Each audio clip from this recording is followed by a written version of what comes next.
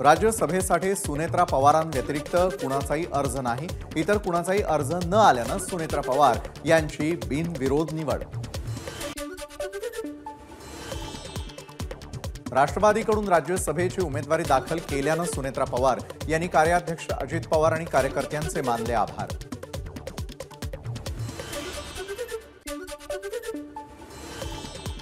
सुनेत्रा पवारांचा राज्यसभेचा उमेदवारी अर्ज भरण्यासाठी भाजप आणि शिवसेनेचा एकही नेता हजर नाही. केवळ राष्ट्रवादी काँग्रेसचेच नेते हजर. त्यामुळे महायुतीमध्ये सारं काही आलबेल नसल्याच्या चर्चांना उधाण. तटकरे, अजित पवार, प्रफुल्ल पटेल, भुजबळ यांच्यामध्ये बैठक सुरू. सुनील तटकरे यांनी छगन भुजबळ यांना बोलावून घेतलं. छगन भुजबळ यांनी सुनेत्रा पवार यांच्या उमेदवारी भरून झाल्यानंतर विधान भवनाबाहेर पडत असताना नाराजी व्यक्त केली होती. सरकारनं मनोज जरांगे पाटील यांच्या प्रकृतीची काळजी करून लवकरच तोडगा काढावा. बजरंग सोनवणेंची मागणी. मनोज जरांगे पाटील यांच्या आंदोलनासंदर्भात मुख्यमंत्री आणि दोन्ही उपमुख्यमंत्र्यांची भेट घेणार असल्याचंही ते म्हणाले.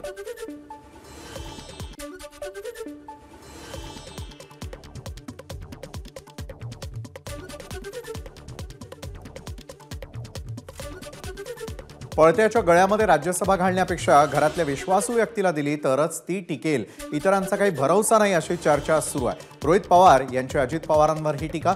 सुनेत्रा काकी किंवा पार्थ यांना शुभेच्छा आणि अभिनंदन. रोहित पवारांची एक्स पोस्ट. 2023 ते 2028 या 5 वर्षांसाठी मनसे अध्यक्ष म्हणून राज ठाकरेंची एकमतानं निवड. मनसेची पक्षांतर्गत निवडणूक प्रक्रिया आज मुंबईत पडली पार. राज ठाकरेंच्या अभिनंदनाचा ठरावही मांडण्यात आला. निवडणूक आयोगाच्या अधिकाऱ्यांसमोर प्रक्रिया पडली पार. भारतीय संविधानाप्रमाणे निवडणूक आयोगाच्या मार्गदर्शक सूचनेनुसार मनसेची निवडणूक पडली पार. मनसे अध्यक्षपदी राज ठाकरे यांची नेमणूक झालेली असून त्यांना सगळे अधिकार असतील असा ठराव पास झाला. बाळा नांदगावकरांची माहिती. लोकसभा निवडणुकीमध्ये मराठी माणसानं उद्धव ठाकरेंना मतं दिली नाही. कार्यकर्त्यांच्या मेळाव्यामध्ये राज ठाकरेंचं मोठं वक्तव्य. उद्धव ठाकरेंबद्दल लोकांच्या मनात राग असल्याचाही केला दावा. राज ठाकरे जे बोलले ते खरं. उद्धव ठाकरे यांच्याबद्दल मराठी माणसाच्या मनामध्ये चीड. लोकसभा निवडणुकीमध्ये उद्धव ठाकरेंना कुणाची मतं मिळाली हे सगळ्यांना माहिती आहे. भाजप नेते प्रवीण दरेकरांची उद्धव ठाकरेंवर टीका. मोहन भागवत मणिपूरला गेले नाहीत. काश्मीरमध्येही गेले नाहीत. मोदी शहा जात नाहीत तर तुम्ही जा. आम्ही तुमच्याबरोबर येऊ. तुम्ही नेतृत्व करा. देशहितासाठी आम्ही सोबत येऊ. मोहन भागवतांच्या मणिपूरच्या वक्तव्यावरून संजय राऊतांची प्रतिक्रिया. लोकसेवकांना अहंकारी असू नये असं मोहन भागवत म्हणाले. पण अहंकाराच्या सर्व मर्यादा मोदी आणि शहांनी तोडल्यात. भाजपत तुमचे खूप लोक आहेत. ते मोदी आणि शहांविरोधात बंडखोरी करणार का? संजय राऊतांचा भागवतांना सवाल. RSSनं काहीही टीका केलेली नाही. राष्ट्रीय स्वयंसेवक संघ हे आमचे आईवडील आहेत. मुलांचं चुकलं तर आईवडिलांनी सांगायचं असतं. त्यांना अधिकार असतो. चंद्रकांत पाटील यांची ऑर्गनायझरमधील लेखावर प्रतिक्रिया. मी संघावर टीका केली नाही तर संघाच्या मुखपत्रात जे छापून आलेलं आहे त्यावर टीका केली. सूरज चव्हाण यांचं स्पष्टीकरण. तिघेजण एकत्र येऊन राज्यामध्ये सरकार आणणार आणि सरकारचे प्रमुख उद्धव ठाकरे असणार असं संजय राऊत हे कशाच्या आधारावरती म्हणतात? चंद्रकांत पाटील यांची संजय राऊतांवर टीका. उद्धव ठाकरेंची पिछेहाट झाल्याचंही केलं वक्तव्य. खासदार संदीपान भुमरे आणि मंत्री शंभूराज देसाईंच्या शिष्टाईला यश. 6व्या दिवशी अखेर मनोज जरांगेंकडून उपोषण स्थगित. मनोज जरांगेंकडून सरकारला 1 महिन्याचा म्हणजे 13 जुलैपर्यंतचा वेळ. ओबीसीतून मराठ्यांना हक्काचं आरक्षण द्या. जरांगेंची सरकारकडे मुख्य मागणी. 1 महिन्यामध्ये मागण्या मान्य झाल्या नाही तर विधानसभा निवडणुकीमध्ये उतरणार. नाव घेऊन उमेदवारांना पाडणार. मनोज जरांगेंचा राज्य सरकारला इशारा. मनोज जरांगे आणि मराठा समाजाची मागणी लवकरच मान्य होईल. त्यांनी प्रकृतीची काळजी घ्यावी. आमदार अभिमन्यू पवार यांची मुख्यमंत्री एकनाथ शिंदे यांची भेट घेतल्यानंतर प्रतिक्रिया. मुख्यमंत्री शिंदेंशी अभिमन्यू पवार यांनी केली जरांगेंच्या आंदोलनाबाबत चर्चा. अंतरवाली सराटीमध्ये महिला आंदोलकांकडून विरोधी पक्षनेते अंबादास दानवे यांना थांबवून सरकारविरोधात आवाज उठवण्याचं आवाहन. मराठा आंदोलनाबाबत कोणती भूमिका घेणार ते सांगा. महिला आंदोलकांचा दानवेंकडे आग्रह. महिला आंदोलकांची घोषणाबाजी. मराठा आरक्षणाच्या मागणीसाठी खासदार नागेश पाटील आष्टीकर राष्ट्रपतींना भेटणार, तर जरांगेंच्या मागणीकडे शासन दुर्लक्ष करत असल्याचा केला आरोप. जरांगे पाटील यांच्या प्रकृतीची काळजी करून लवकर तोडगा काढावा, बीडचे नवनिर्वाचित खासदार बजरंग सोनावणेंची मागणी. राज्यपाल, मुख्यमंत्री आणि दोन्ही उपमुख्यमंत्र्यांची भेट घेऊन तोडगा काढण्याची विनंती करणार असल्याचीही दिली होती प्रतिक्रिया. मुख्यमंत्री यांनी दानवे यांना फोन केला, त्यांनी उचलला. आता सावंत बोलतायत मुख्यमंत्री यांच्याशी, असं देखील सावंत म्हणाले.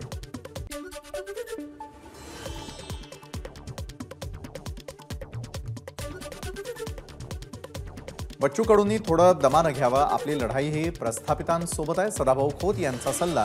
तर नावाप्रमाणे कडूंनी कडू बोलणं टाळावं, सदाभाऊ खोत यांचा टोला. कुणीही चुकीचं पाऊल उचलू नका, टोकाचं पाऊल उचलणार असाल तर राजकारण कसं करणार, पंकजा मुंडेंचं कार्यकर्त्यांना आवाहन. काँग्रेसच्या कृतज्ञता मेळाव्यामध्ये खासदार प्रणिती शिंदेंसमोर बॅनरवरती छायाचित्र नसल्यानं भालके समर्थकांचं नाराजी नाट्य. भालके समर्थकांकडून जोरदार घोषणाबाजी, काँग्रेसमधील गटबाजी समोर. भिवंडी लोकसभेतील पराभवानंतर कपिल पाटील यांनी सुरू केली जनसंवाद यात्रा. भिवंडी शहराकडे आधी दुर्लक्ष झालं, आता पूर्ण लक्ष देणार. पराभवामध्ये सर्वात मोठा फॅक्टर घरातील भेदी होते, कपिल पाटील यांची प्रतिक्रिया. लोकसभेला वंचित आणि आरपीआयला सोबत घेऊन महाविकास आघाडी लढली असती तर महाराष्ट्रात अधिक जागा आल्या असत्या, आरपीआय सरचिटणीस राजेंद्र गवईंचा दावा. निरंजन डावखर यांनी कोकणातील अनेक प्रश्नांना न्याय देण्याचं काम केलंय, त्यामुळे ते कोकण पदवीधर मधून भरघोस मतांनी निवडून येतील, रवींद्र चव्हाण यांनी व्यक्त केला विश्वास. विधान परिषदेच्या मुंबई शिक्षक मतदारसंघात शिवसेनेनंही उडी घेतली आहे. अपक्ष उमेदवार शिवाजी शेडगे यांना शिवसेनेनं पुरस्कृत केलं. नागपूर जिल्ह्यामधील धमाना इथल्या स्फोटक तयार करणाऱ्या कंपनीमध्ये स्फोट, दुर्घटनेत 6 कामगारांचा मृत्यू. मृतांमध्ये 4 महिला आणि पुरुषाचा समावेश, 5 कामगार गंभीर जखमी. चामुंडी नावाच्या कंपनीत स्फोट, नातेवाईकांची कंपनीच्या दारावर गर्दी. नागपुरातील चामुंडी कंपनीमध्ये झालेल्या स्फोटानंतर कंपनीच्या अधिकाऱ्यांनी पळ काढला, स्थानिकांचा आरोप. तर घटनेनंतर कंपनीमध्ये आग विझवण्याची उपकरणं नव्हती, वेळेवरती अँब्युलन्स मिळाली नसल्याचा जखमींच्या नातेवाईकांचा आरोप. नागपुरातील स्फोटाच्या घटनेविरोधात संतप्त नागरिकांकडून नागपूर अमरावती राष्ट्रीय महामार्गावरती चक्का जाम, काही काळ वाहतूक कोंडी.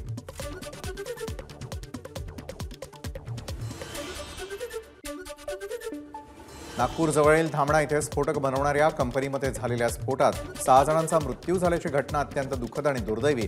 त्यांना माझी भावपूर्ण श्रद्धांजली. केंद्रीय मंत्री नितीन गडकरींची नागपूर स्फोट प्रकरणावर प्रतिक्रिया.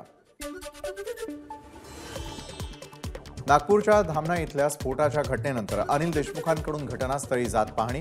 बचाव कार्यासह स्फोटाबाबत अनिल देशमुखांनी अधिकाऱ्यांकडून घेतली माहिती. नागपूरच्या चामुंडी कंपनीतील स्फोटानंतर घटनास्थळी जात नागपूर पोलीस आयुक्तांकडून पाहणी. आग विझवण्याचे उपकरणं कंपनीत नव्हती अशी माहिती मिळालेली असून त्याची चौकशी केली जाईल, पोलीस आयुक्तांची माहिती. चामुंडी कंपनीमधील स्फोटानंतर कंपनी व्यवस्थापकांनी घटनास्थळावरून पळ काढला. रामटेकचे खासदार श्यामकुमार बर्वे यांचा आरोप, स्फोटानंतर आग विझवायला कंपनीकडे कोणतीही उपकरणं नसल्याचाही श्यामकुमार बर्वेंचा आरोप. डोंबिवली एमआयडीसी मधील 42 केमिकल कंपन्या बंद करण्याचे राज्य प्रदूषण नियंत्रण महामंडळाकडून आदेश. डोंबिवली एमआयडीसीमध्ये एकूण 180 केमिकल्स कंपन्या. दुर्घटनांच्या पार्श्वभूमीवर राज्य प्रदूषण नियंत्रण मंडळाचा निर्णय. मुख्यमंत्र्यांच्या ठाण्यातील निवासस्थानाबाहेर सुपरमॅक्स कंपनीच्या कामगारांचं आंदोलन. 2 वर्ष सुपरमॅक्स कंपनीचा प्रलंबित विषय मार्गी न लागल्यानं कामगार आक्रमक. सुपरमॅक्स कंपनीच्या शिष्टमंडळाची मुख्यमंत्र्यांसमवेत बैठक. प्रलंबित मागण्यांबाबत लवकरात लवकर तोडगा काढण्याचं मुख्यमंत्र्यांचं आश्वासन. आंदोलन स्थळी येत मुख्यमंत्र्यांनी साधला संवाद. नीट यूजी 2024 मध्ये ग्रेस मार्क मिळालेल्या 1563 मुलांचे निकाल रद्द करणार. नीट घोटाळ्याबाबत सुप्रीम कोर्टात केंद्र सरकारची माहिती. निकाल रद्द झालेल्यांना पुन्हा परीक्षा देण्याची सरकारचा पर्याय एनटीएनं दिला. नीट यूजी परीक्षेमध्ये 63 गैरप्रकार झाल्याची एनटीए अधिकाऱ्यांची माहिती. मात्र पेपर फुटीची एकही घटना घडली नाही, एनटीए अधिकाऱ्यांचा दावा. तर नीट संदर्भातील विविध याचिकांवर उद्या सुप्रीम कोर्टात सुनावणी होणार. 26 जून रोजी लोकसभा अध्यक्षांची निवड करणार तर 24 आणि 25 जून रोजी नवीन खासदारांना शपथ देणार. अजित डोवालच असणार देशाचे राष्ट्रीय सुरक्षा सल्लागार. अजित डोवाल यांना असणार कॅबिनेट मंत्र्याचा दर्जा.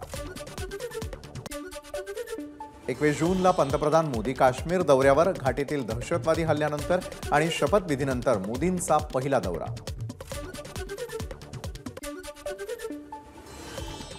पोस्को प्रकरणामध्ये येडियुरप्पांच्या विरोधामध्ये अजामीनपात्र अटक वॉरंट. अल्पवयीन मुलीच्या लैंगिक शोषणाचा आरोप. तर बलात्कार प्रकरणामध्ये मदत मागण्यासाठी गेली होती मुलगी.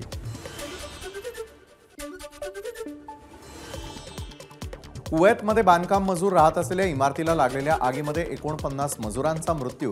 मृत मजुरांना पंतप्रधानांकडून प्रत्येकी 2 लाखांची मदत जाहीर.